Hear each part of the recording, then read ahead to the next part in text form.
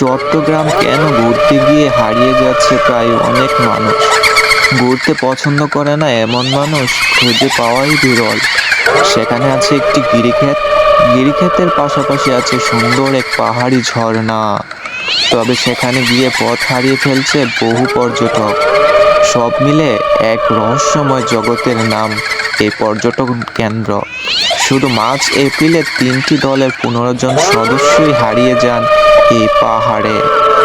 তাছাড়া প্রতিদিন পথ হারিয়ে যাচ্ছে প্রায় বহু মানুষ। বনের ঝোপঝাড় ধরে এগিয়ে যেতে যেতে তারা ভুলে যায় ফেরার পথ। সম্প্রতি দেউশ নোয়াপাড়া থেকে হারিয়ে যায় 5 তরুণ।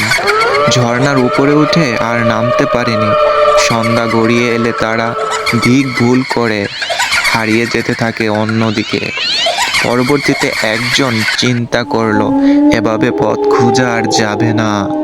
তাই উপজেলা কর্মকর্তা জাতীয় নিরাপত্তা অফিসারে যোগাযোগ করে।